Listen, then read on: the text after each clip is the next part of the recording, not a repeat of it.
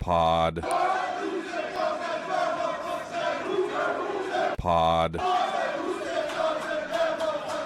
Welcome back, Pod, to another episode of Say Who, Say Pod. He's Danny O'Neil in a sports coat. I'm Christian Caple.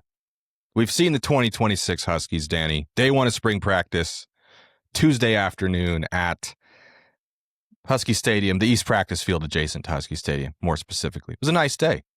Are you familiar with the movie Popeye with Robin Williams? I don't think so, actually. Shelley Duvall was in it. She sings a song about Brutus where she talks about him. He's large. He's large. Maybe that's a fitting song for the new class of recruits that you saw on the hoof yesterday. It's a different group. And I think you knew that from the rankings alone. They were 12th on signing day, somehow dropped to 13th over the last couple months. I don't know if that was like some schools ahead of them signed some guys in February or whatever. But anyway, 12th, 13th in the country.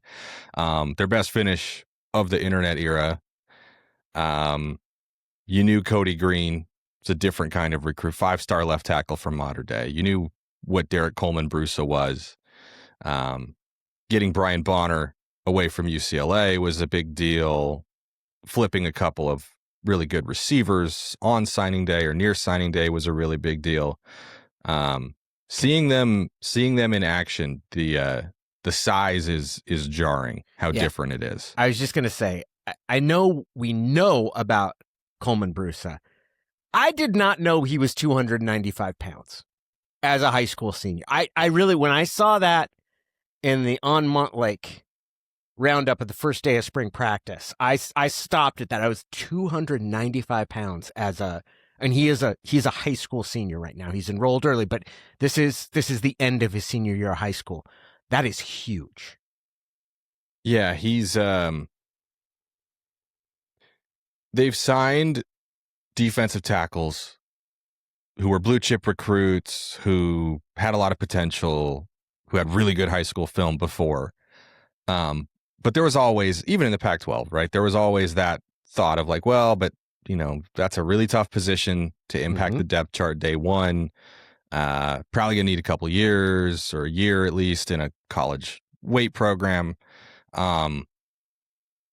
There is simply nothing to suggest, looking at Colman-Brusa, that he is 18 years old, that he is that he should be still in high school.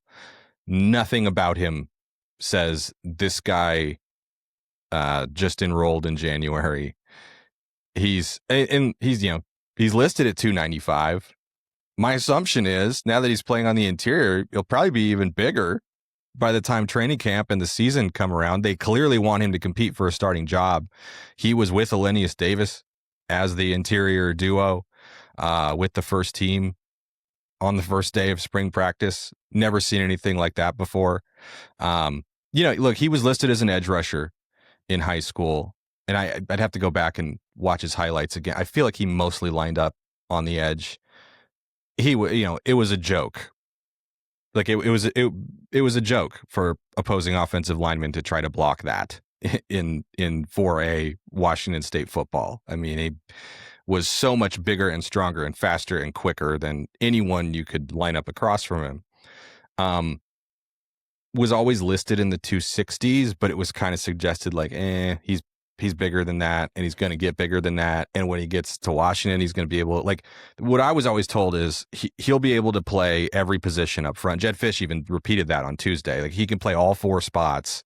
But they were just going to say, hey, we have no plan for your physical development. Lift how you lift, eat how you eat, get as big as you want or can. If you stay in the 260s, you'll be an edge rusher. If you get up, 290 plus like he is now, we'll move you interior. Probably still we'll see him take some snaps on the outside from time to time. He is a different kind of prospect. So in my experience, when you see a high school lineman who's in that 260 range, they're not getting listed lighter than they actually are. Like when they start to get there, they want to emphasize how much bigger they are for college recruiting. So in my mind, I had seen him as like 260, probably built where he's going to play edge at first.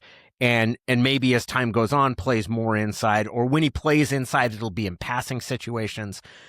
295 is a different deal, man. And you can absolutely, from a player's perspective, if you're strong enough to play on the inside and then rush the passer, if you're strong and big enough to like hold against the run, I mean, Byron Murphy of now with the Seahawks, but who was with Texas, is the prime example of what kind of disruptive player that can be.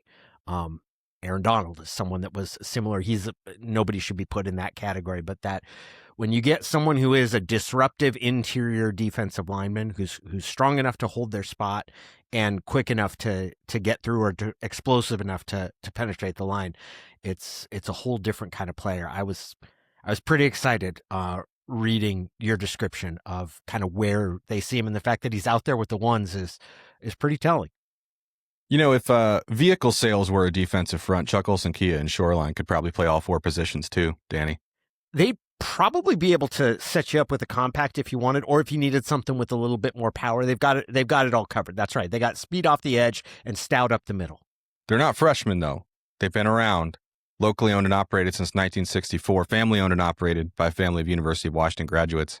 The friendly, low-pressure sales staff and a competitively priced selection of vehicles. We hope you'll check out Chuck Olson-Kia in Shoreline for all your vehicle buying needs. If you do, ask for our pal Henry Olson. And if you talk to Henry, tell him Say Who, Say Pod sent you. This episode of Say Who, Say Pod also brought to you by our friends at Husky Mobile. Husky Mobile's partnered directly with the University of Washington to offer affordable plans for the Husky community, starting at just $20 a month, with a portion of each phone bill going back to help fund UW athletics. Subscribers can also enjoy game day perks like fast pass lanes, seat upgrades, and giveaways, all while on T-Mobile's nationwide 5G network. Use code ONMontlake at checkout to get a month free when transferring your number. You can do that at gohuskymobile.com. Thanks again to Husky Mobile for supporting today's show. Jedd Fisch talked after Tuesday's practice and was asked about another freshman, Ramzak Fruin, who recruited as a linebacker, playing edge rusher, and you can see why. With his height, his length, his athleticism. They list him at 226. I think Fisch said he was 232. So probably approaching 230 pounds. I'm sure we'll get even bigger. He would look out of place in the inside linebacker room. Not to say he couldn't do that or won't do that, but like he's huge. He is the body type that you look for in that sort of longer speed rusher role off the edge. And Fisch was asked about him getting number 2 reps, which he did with the second team defense, which in years past would be remarkable in its own right if there weren't 3 true freshmen with the ones with the offense and defense. And he basically said, like, look, there are guys with certain physical traits that we are prioritizing right now. It's not about who has the most familiarity with the defense. He didn't say all this. I'm paraphrasing now. It's not necessarily about who has the most familiarity with the scheme or who's had the most reps here, who has the most experience. It's like they feel like they have a handful, and a big handful, of guys in this 2026 class who are just different physically, who bring something to the table physically that they didn't have before, or that they didn't have in as large of numbers before. And it should be no surprise by now, entering their third spring, that they are always going to be biased toward elite physical traits and getting those guys on the field. And there's a whole bunch of them they just signed in this 26 class who fit that description. It's the best approach for developing players, and I think it's only become more so that way with NIL. Getting younger guys on the field, finding a way to insert them, giving them a role. I thought last year's development was great. The way you saw Robinson and Dillard Allen progressively get more time and Rainey Saleh, though that was a little bit because of injury, but you want to develop players, and it does 2 things. One, it builds experience, and you get, by the end of the season, your true freshmen and redshirt freshmen are not the same players that they were at the beginning of the year. You get more growth there. And the second thing it does, it keeps them involved in the program. And getting on the field is a huge, I don't think you necessarily want to be playing someone to prevent them from transferring, but if it's even a close call, the idea of giving reps to younger players so they feel that they're getting out there and growing, I think that's a huge that's the best way to build your program in the current environment. As expected, Kodi Greene was the number one left tackle right away, and that position looks a little bit different this month anyway than I think folks were expecting, because Colt Dietrich, their transfer from Sam Houston, who has some starting experience, obviously, he's come back from an injury. He's, I think, in the group that's limited and could get cleared at some point, if I remember right. He's not out of uniform, like working out off to the side like some of the injured guys are. He's got a no contact jersey on, but it looks like, I mean, it's really going to be the Kodi Greene show at left tackle this spring. And I think if Dietrich were healthy, like that probably still would be the case, but maybe you'd see Dietrich get some snaps with the first team. But yeah, I want to say their very first snap. And I don't remember if it was team period, like 11 on 11, which they didn't do much of, or if it was like an early install or like on air period. They had Kodi Greene at left tackle. Obviously, when the defense was on the field, Derek Colman-Brusa lined up on the defensive front next to Elenius Davis. And they had Jordan Clay out at the X receiver position that obviously they're trying to find a new star at, with Denzel Boston moving on. And Jordan Clay is another guy. I mean, talk about the size, and this 26 class just looking different. He's huge, and obviously he'll develop and get muscle tone and all that stuff that everybody, all the young players do once they get into a college weightlifting program and everything. But he's a big guy, and I think if he can pick things up and be where he's supposed to be and make plays and stay healthy and stay available, I would not bet against him being a day one starter either. Obviously, I know there's going to be competition for that spot. They brought in Christian Moss from Kennesaw State, another guy who, you just look at the roster and see he's 6'3" and know that he's a bigger receiver, but he's a veteran, right? I think this is his sixth year out of high school, and he looks like it. I mean, just very physically mature. Bodpin Miller, the transfer from Ohio State, who'd been a high school quarterback who Ohio State recruited as a receiver. I think he's probably got a ways to go to learn the position still, but I was taking video of a receiver drill. I'm just, kind of watching the phone, the view through the phone, and he came up, and I was like, oh, like did the tight ends step over here? Who's this? I look up, I'm like, oh no, that's Bodpin Miller. Like he's a big dude too. Also listed at 6'3". Rashid Williams is with the ones back at the Z receiver spot that he was the starter at last year. So he's someone I think they're going to rely on. He's put on weight. You can see, Desmond Roebuck looks like he's added mass during the offseason. Damon Williams Jr. talked to us after practice on Tuesday, said he's at 200 pounds, which had been a big goal for him, right? Jed Fish had highlighted that as like there were only 2 or 3 quarterbacks drafted in the last however many years who were under 200 pounds. So that's been a big priority for Damon Williams Jr. It's a bigger team in terms of the players they've brought in. And you're also, seeing some gains, Danny, as they say in the weightlifting community, among guys who are already on the roster. Biggest change from year over year, from a year ago at this time to now, is the offensive line, or is it the defensive line? I'm inclined to think it's probably the offensive line, because you know what Mills is. Garen Hatchett, the right side of the line is much more established than it has been. Like, you have some veteran, and then you have Mills, who's going to be a sophomore, and now adding Kodi Greene. I would think that offensive line has to be the spot that looks the most different now. Yeah, from this time last year, it's that is an interesting question, because on the offensive line, you didn't really know what John Mills was quite yet. I think the coaches did. But the rest of us didn't. Is this someone who's going to contend to start? They had Paki Finau. You knew what you had in Azzopardi. Mm-hmm. With Landon Hatchett coming back healthy, you felt like center was shored up. Garen Hatchett was back from Oklahoma. and they were excited to have Carver Willis. Right. But there were still a lot of questions. Like, how is this going to come together? What does it look like? How much better can they be? The defensive line, though, had a ton of new faces. And, what's it going to look like with Ontario Thompson, Taitai Uyunglele, Samote Pepa?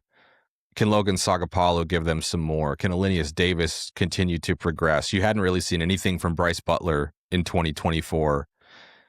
So it's kind of similar.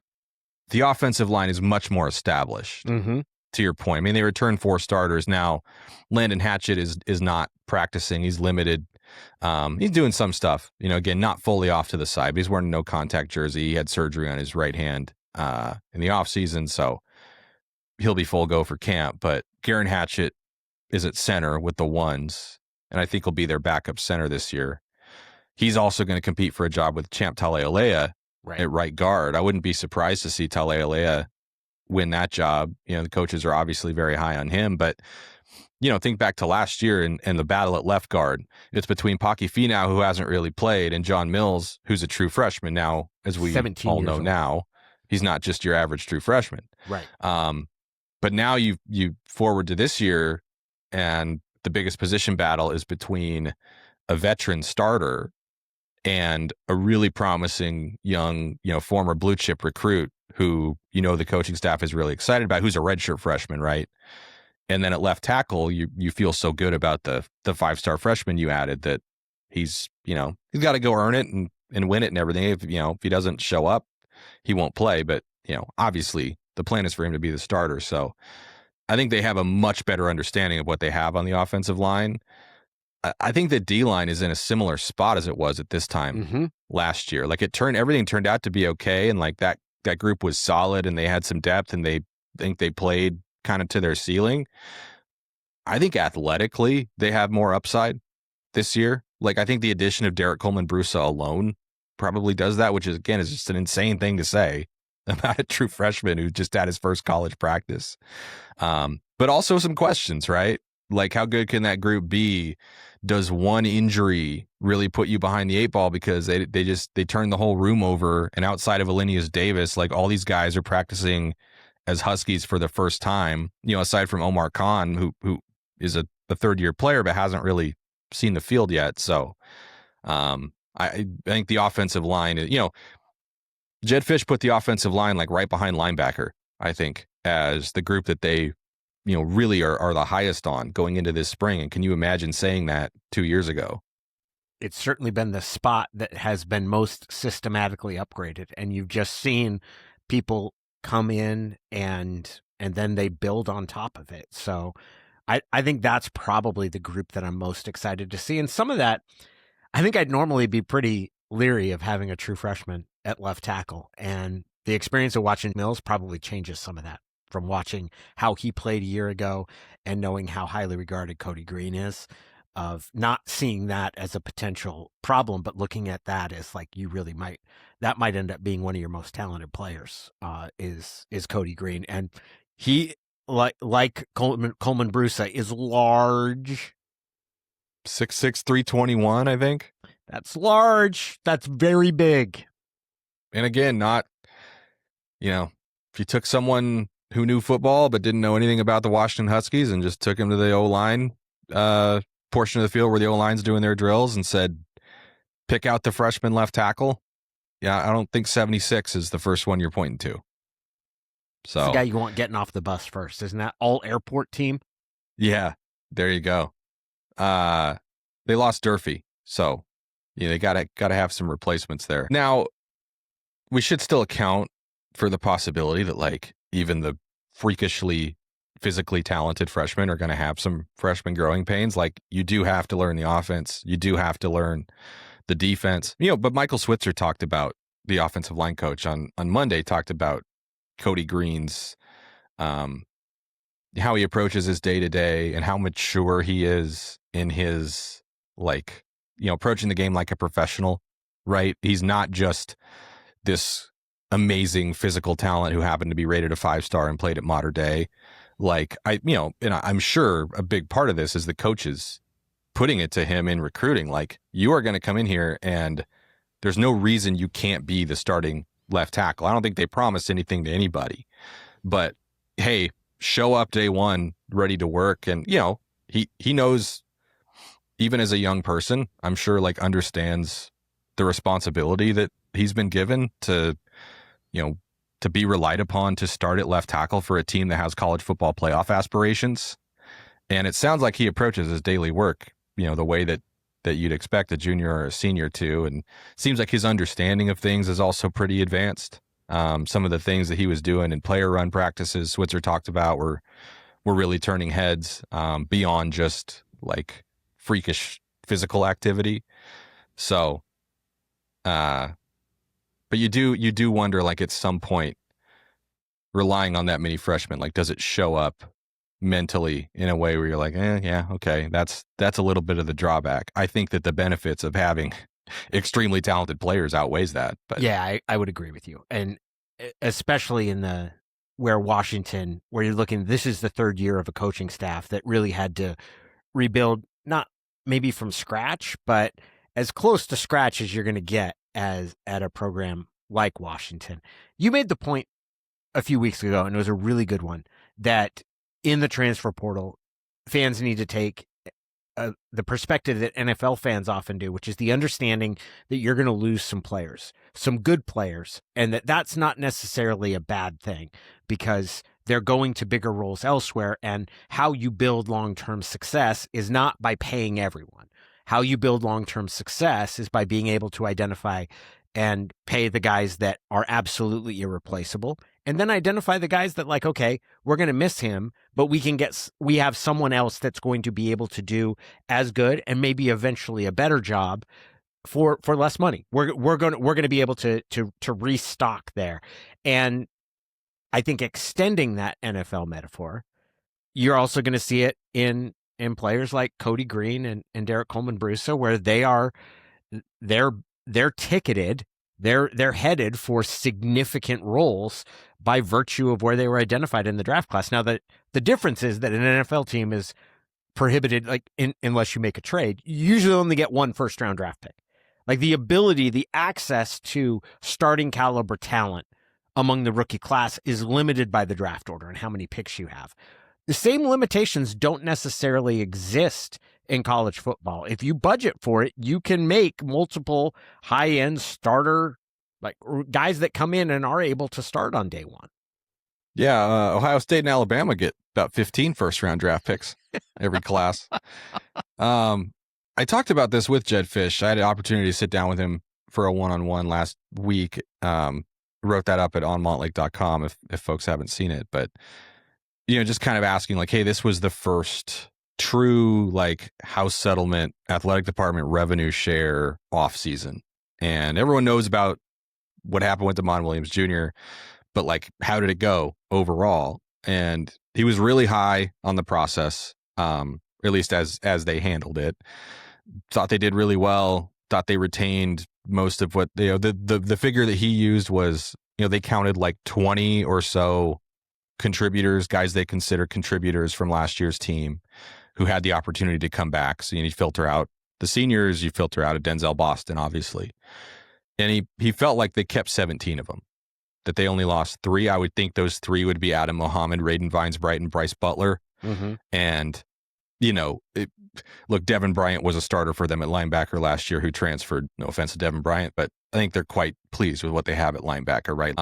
And maybe a couple others who fit in that bucket. But they really felt like they retained where they wanted to retain. And he spoke to this a little bit too, where he said, we lost here or there a couple guys, and a lot of times you might lose a guy that it's okay to lose. You've invested in a freshman coming in that is going to have that playing time, or you feel like you get to a point where 2 guys are more important than one because you have to have depth when you go to Wisconsin in November, when you go and play Ohio State, when you go and play Oregon in the last game of the year. We have to have depth. We can't just count on a roster where we pay 22 guys and the other 63 are bare minimum compensation.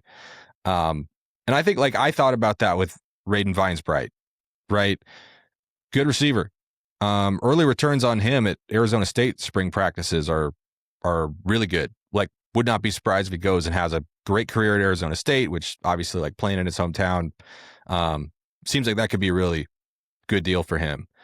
But Desmond Roebuck was outstanding for Washington last year. Was a fresh, same class. So if you're going to invest, like, who are you investing in? And if you can invest in Desmond Roebuck and retain him, and you feel like you just recruited a guy in Jordan Clay who is going to elevate the talent level of that room, who I'm guessing is not getting paid what they're paying Desmond Roebuck. Now, with the freshman coming in, like, maybe it's a little different, right? Maybe there's a little bit of signing bonus activity going on in the front end, right? Like Jed Fish talks about, you pay to get him there and you pay him to be there. So I won't pretend to know how that all breaks down. But I feel like you look at this receiver group, and now that it's April 1st and they've had a practice, is anybody thinking about the fact that they lost Raiden Vinesbright? Or are you feeling like they probably, on the whole, and it has nothing to do with whether Raiden Vinesbright would have made them more talented or not, but with all the comings and goings filtered in and added together, I think the talent level in the receiver room, even though they obviously don't have a number one like Denzel Boston, a guy who could be a first-round pick here later this month, but I don't. It's another example of there's nothing happening during portal season. And so each and everything becomes its own story and its own headline and gets blown up a little bit. And the one where you're still kind of seeing like, okay, how are you going to feel about this is Adam Mohammed. Yeah. Because running back is so unsettled. But that's one guy. I think the point you make about the emphasis that gets placed on it, because nothing else is happening, and because when you lose a player and you don't get anything for it, there's this, oh, we're not better because that. No, you're not. You lost a good player. Like, that was someone that could really, but you have to keep an overall, you have to keep a big picture view of it. Is the team getting more talented overall? Are you keeping your highest performing players? Is it your highest performing players that go? And with Muhammad's case, like, you look at it and like that was your highest performing returning running back. That does sting to lose that. We'll see. Does the trio of that you have in place with Bonner and Washington and the transfer from Oregon, are those guys able to give you good production out of running back? That's a little up in the air, but you have to keep the entire big picture, because the reality is you're not going to keep everybody. Like, that's just it's the same thing happens in NFL free agency, and losing players. It's not the fact that you lose players that's the death blow. It's really who you lose and whether you've got something in line, your ability to replicate that production. And it should be said too, like with Mohammed, I think he wanted to play somewhere else.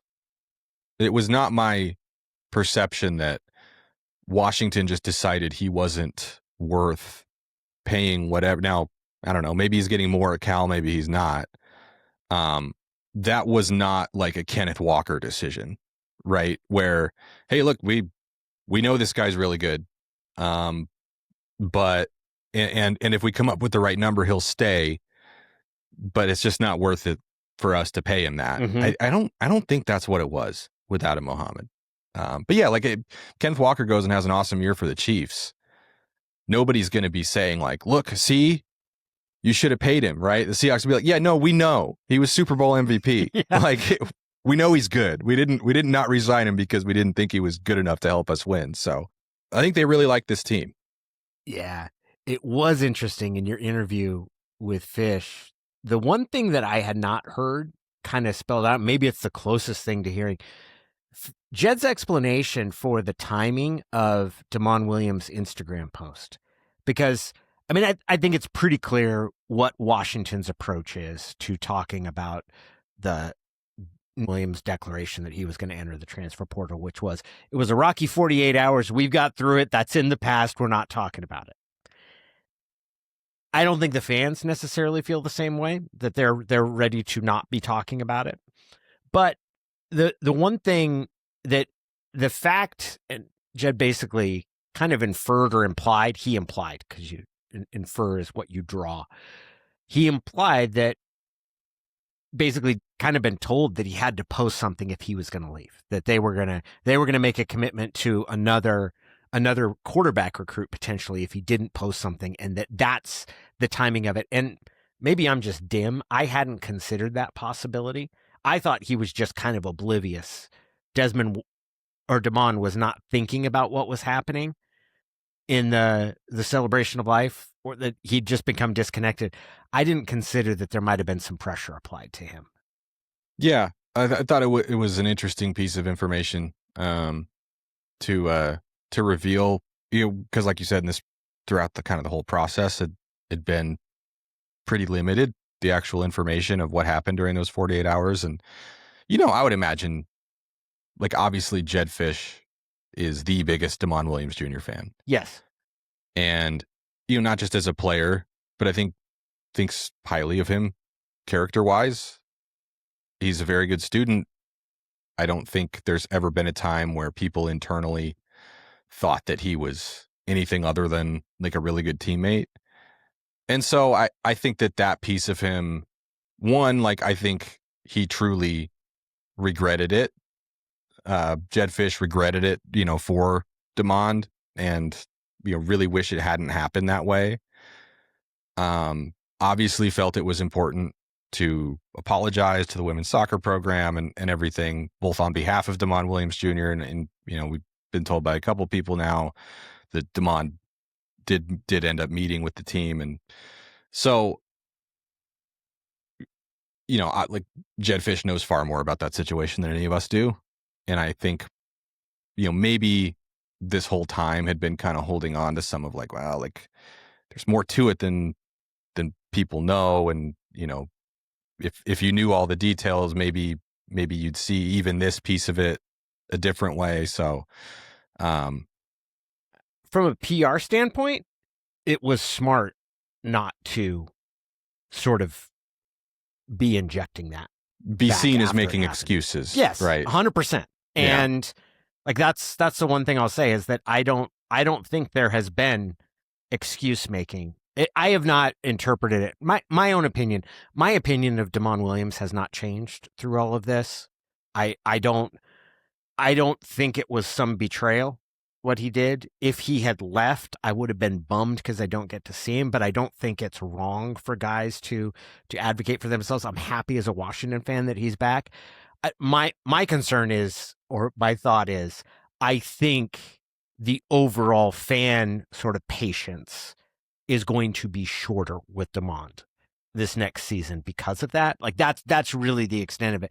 But understanding kind of how many different things can be pulling at a player in those moments, I think it does. Like, it's not just your family, the team that you're playing with, the coach that you're playing with, the teammates you're playing for. Then it is also the coach you might be wanting to play for. Like, how many different people are trying to get you to do a specific thing? I could see how it's like a player looks at it and says, okay, this guy's saying if I don't say something, I'm not even going to have this option. And I don't know for sure, but if I want to have that door open, I've just got to say it now. So I'll just say it now. And that you end up making, I don't even want to say a rash decision. You end up not fully understanding the entire impact what you're doing is going to have, the entire scope of the ramifications. Because I don't think Damon Williams knew how that announcement was going to play given the athletic department ceremony that was going on. And that's not to excuse it. I'm just saying that I just don't think that he knew that was not registering with him. I still think Husky fans are due more explanation than they've been given on how that all went down. You can use your imagination, right? It's college football, and we know how tampering goes, and the program that was after him. And there's a headline today that's from On3 about how I think Lane Kiffin and LSU initially planned to spend $25 or $30 million on their roster and wound up going over 40. So, and there's some folks at Washington who I'm sure will see that and think it must be nice, So we know what they had. We know what they had at their disposal. I still would empathize with Husky fans who are like, I'd like to hear more about this from the parties involved. As far as it impacts I totally get it. Yeah. As far as it impacts the team, there is no evidence whatsoever that it does or will. I mean, things seem very normal. And that's not to, again, no team is a monolith. That's not to speak for every single person in the locker room, so on and so forth. I've seen nothing to suggest that this is a locker room issue at all. Teams don't tend to be affected by those things. Like that's not the sort of thing that affects team chemistry. Having one player at a position who's making significantly more than another player at the same position, and the player who's making less is producing more, that can be an issue. Like those sort of things of guys being recruited on top of someone else. But players tend to be, just in my experience, players tend to be remarkably understanding of everybody's doing the best for themselves. And we're glad he's here and it worked out this way, and not holding on to it. But I certainly get fandom, especially fandom in college sports, where it's an allegiance to an institution. There's a little bit of magic to it, and things happen. And I think this term I've used before, kind of the spell can break, and you're like, oh, this isn't what I thought it was. It's not even close. It's not even a resemblance. And I want to feel like I felt before about it. And maybe that happens and maybe it doesn't. I don't think there was a good way for Washington to handle that. I think every approach had its downsides. The downside of the path that Washington has chosen, which is to just power through it, is that there are going to be some fans that feel like I'm owed a little bit more clarity on exactly what happened with this player. The upside of Washington's approach is that Damon Williams is not going to spend the next 4 months rehashing what was probably a pretty chaotic 48 hours that included a lot of people pulling at him, some of whom he's very, very close to. Changing the subject, but staying on Damon Williams Jr., what do you think about the switch to number one? Number one? All I can ever think about when somebody changes to number one is the answering machine message that Rick Neuheisel left for Larry Stevens. You'll never be the true number one at Michigan. Like, you got to go to Washington to be the true number one. No, I like it. I dig it. I dig the move to number one. I think one is a good number for a QB. I dig it. Yeah, it's got quite the legacy at Washington. I think it's Warren Moon, the only quarterback who's worn number one. Oh, I was thinking Moon was 11. He was number one. Yeah, that's awesome. It's Warren Moon. I'm going to leave some out, but Warren Moon, Reggie Williams, John Ross, Chris Polk, Byron Murphy, Rome Odunze, and then obviously the last 2 years, Jonah Coleman. So it's like I asked, because Rome Odunze came in as 16, and then he got his sophomore year. COVID was weird. And I asked him why, and he was like, I just feel like you look out on the field and you see someone wearing number one, you're like, that's the guy, like that's a star. And he's like, I know all the guys who have worn it here. And like, I want to join that list, basically. So, there are some who say like, oh, the number doesn't mean anything. Who cares? There's nothing to it. Some guys, it's very important. It's have very personal reasons for wanting it.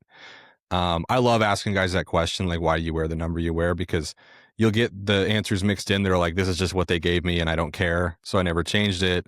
Then you get guys who, like Dominique Hampton said he changed to 7 late in his career and was like, I saw Shaq Thompson wear it. I saw Taylor Rapp wear it. Like, I want to be like those guys. Everyone wants the single digits. Yeah. Single digits look faster. Like Derek Colman-Brusa is wearing 5. Mm-hmm. That's unusual for a D lineman. Something about a single digit on a big dude that, like, I don't know. You just don't see a lot of bad defensive linemen who wear single digits. And a true freshman getting a single digit too. Like so I don't like, because I think he was 55 in high school. So I don't know, is that a case of he's wearing 5 because he didn't get what he wanted, or that is specifically what he wanted? I don't know. Be interested to ask him. I don't know how does I know that there have been instances in the past of guys being promised jersey numbers. I don't know how Washington's particular approach to that is, if they let guys, how much seniority factors into jersey number selection. Kodi Greene's got 76, which was his high school number. Pretty good number for a tackle. Yeah. Desmond Roebuck is the new number 2.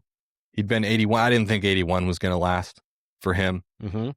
Like, especially once you perform and are clearly going to be one of the better players, you kind of get your pick. It is strange to me how I mean, I guess it's maybe just the era that I grew up watching football in.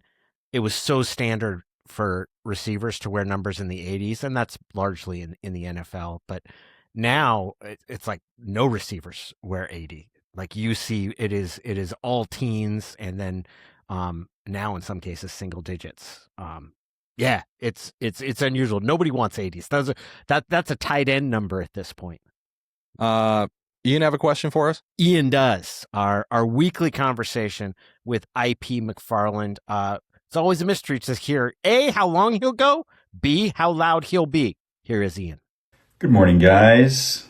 I loved the long one-on-one with Jed Fish, Christian. Well done. It continues to amaze me that he can just say the quiet parts out loud and then hide in plain sight. It endears him to, at least to me. I'm not going to speak on behalf of others, but I found it endearing. If in any other profession, I just can't imagine somebody being successful at that unless they're just, the best at what they do. And maybe he's good enough to do that. I was originally asking myself a question this week.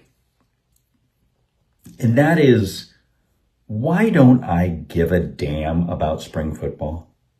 Because I really don't. I mean, I'll read all of your updates because you have the journalistic integrity to say things like, oh, so-and-so looks the part, rather than seeing a true freshman safety make one play on a ball and pretending he's the next Ed Reed.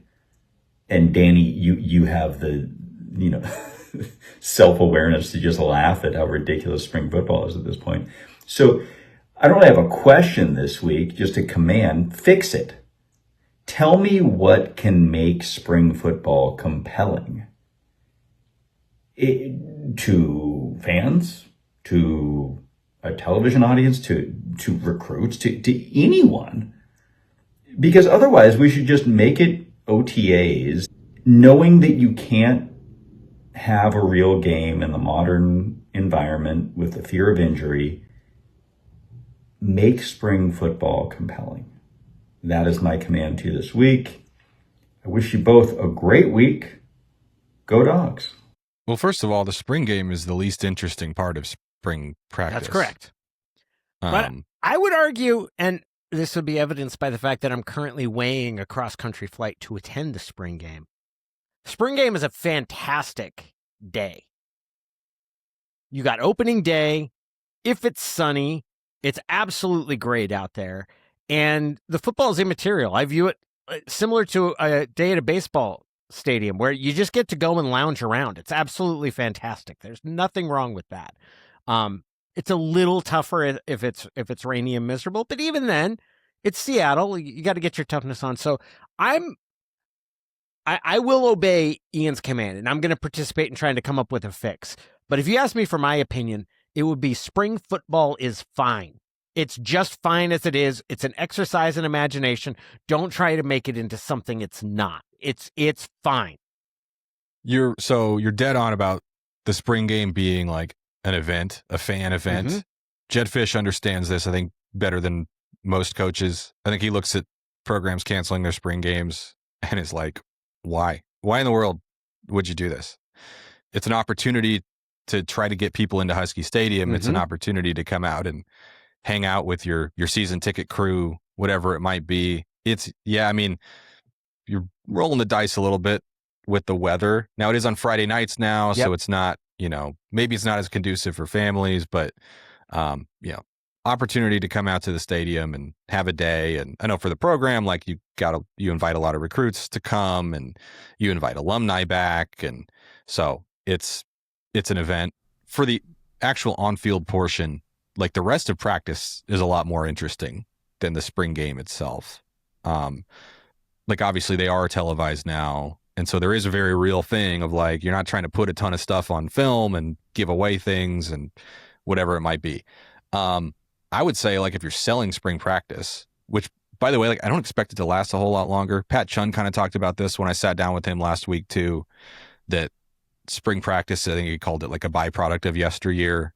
If they had their druthers, the portal would be in the spring, then Jed Fish and other coaches have talked about like an NFL style OTA in June or whatever, with ideally, in their ideal world, the small handful of transfers you bring in.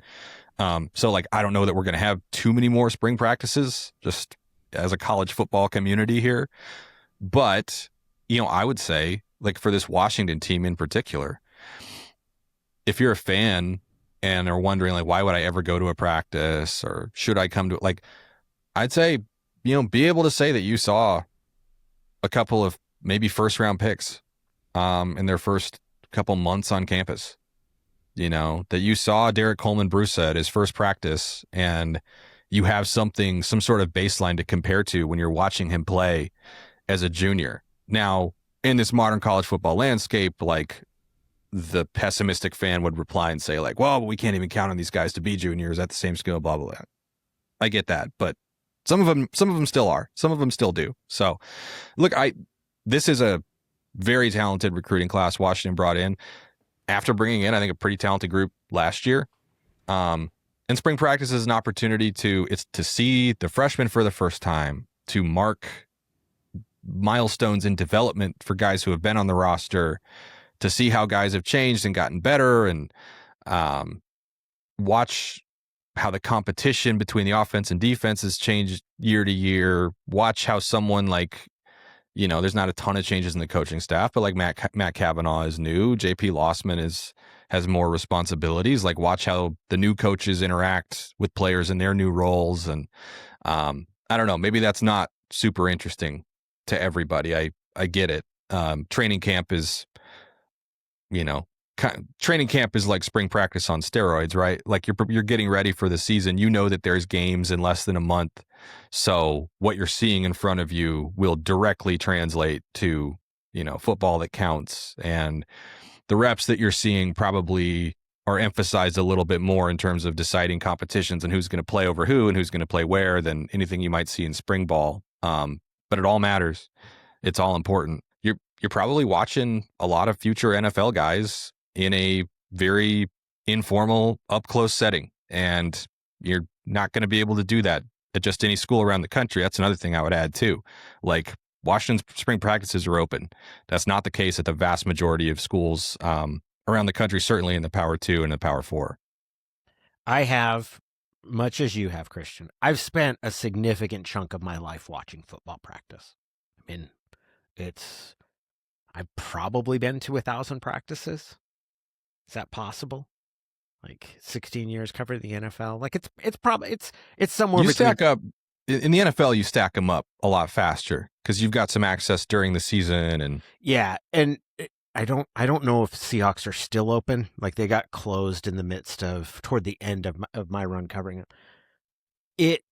You can always learn something. Like, that was the one thing that I'm not someone who's going to tell you that I'm able to watch a practice and tell you how a guy is going to play over the course of his career or what his role even projects to that next week. You can always learn something.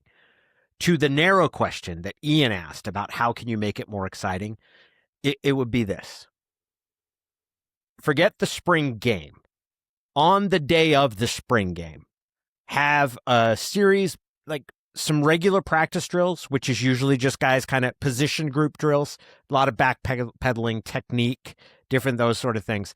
And then you start going into the competitions. And here are the competitions that you would stage. At one end of the field, we will have pass rush, pass pro drills.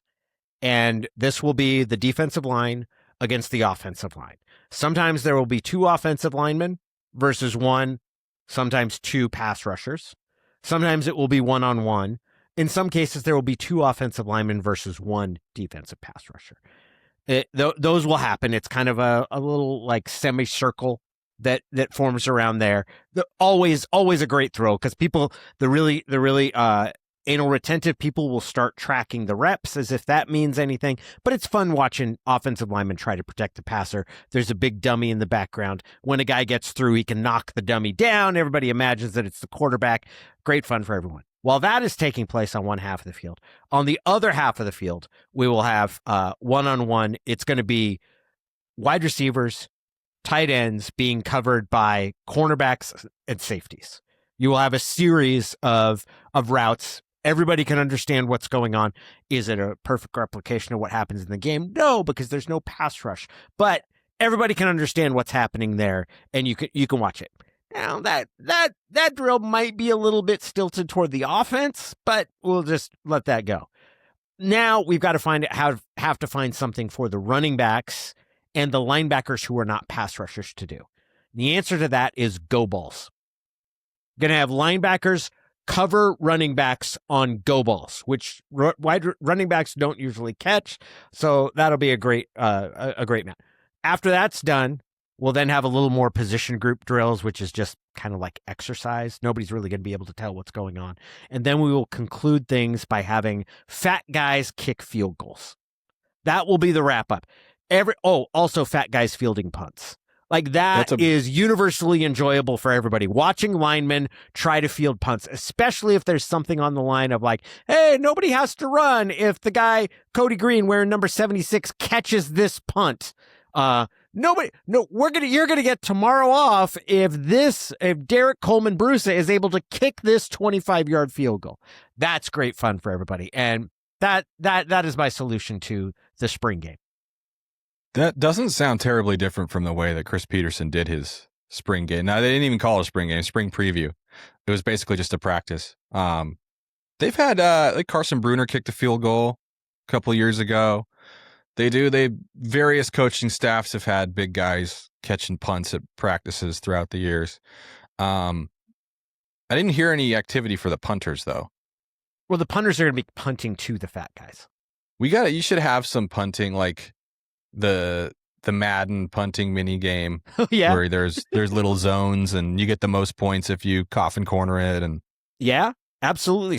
Stack some garbage cans out there and see who can punt into the garbage can. You can do that with deep throws as well among the quarterbacks.